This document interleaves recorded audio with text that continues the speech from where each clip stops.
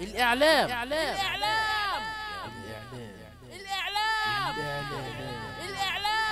كله كلام في كلام. اتفرج يا ابني على الأفلام، اتفرج يا سلام، بالصوت والصورة أكاذيب منشورة ووشوش مشهورة بكل بجاحة ووقاحة يطلع ويقول لك.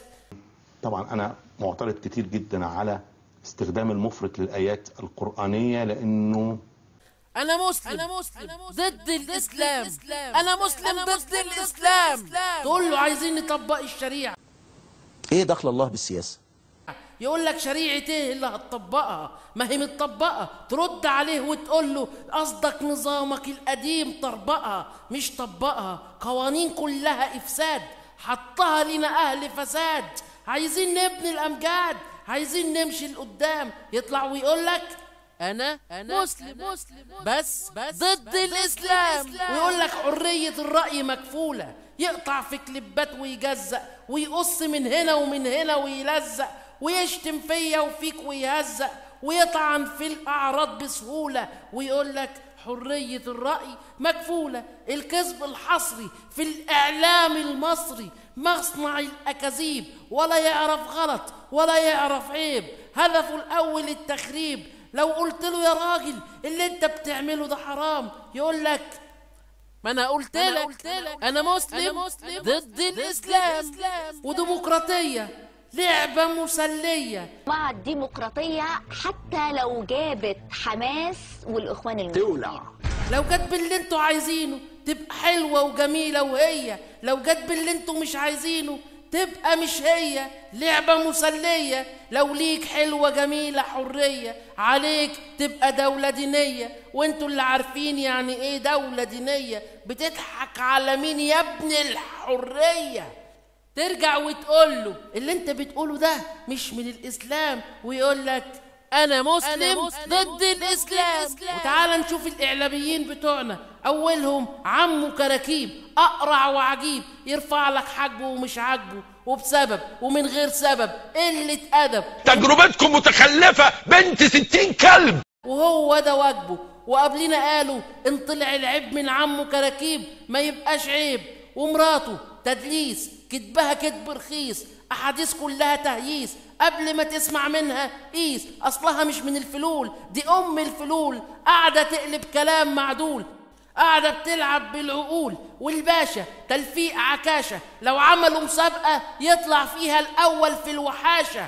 ولا ليه ماضي مبارك خد قرارك، ولا حاضر عهد الراجل ابو شلاضيم، ولا مستقبل. خلوا بالكم 13/2013 أهبل يا عم انا اهبل. وعامل لك فيها بسيط، والبعيد أصلا عبيط ولا فاهم حاجة ولا عارف حاجة، وعامل لك ناصح وبتاع تخطيط. ولما يقع يقول لك أنا معرفش حاجة، أنا مع الزيطة بسيط.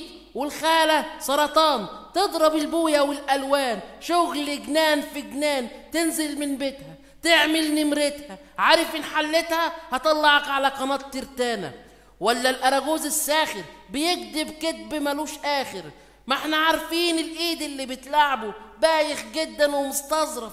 تتفرج على الحلقة تقرف ومش عارف ايه اللي تعبه. أراجوز المفروض لما نشوفه نضحك، لا ده احنا بنضرب بوز مع انه أراجوز.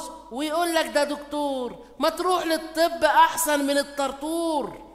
ولا الواد ابن النظام، انا مش كلب بلدي اطلاقا، اسم على مسمى متفصل عليه بالتمام. الواد بتاع الافلام الفاشل، ارخص واحد في الاعلام والافلام، بيدور على اي سبوبه اي حاجه وخلاص مكتوبه. ما هو اصلا ممثل فاشل واكذوبه، مسلسلات افلام برامج اي فلوس محسوبه. ولا الواد المفش اللي اسمه البهيم شيشه، كلامه كله طبيخ، حاجة كده عاملة زي البطيخ، كدب في كدب ونفاق وغش. يطلع لابس 2000 وش، يشوال قطن ونفسه يفش.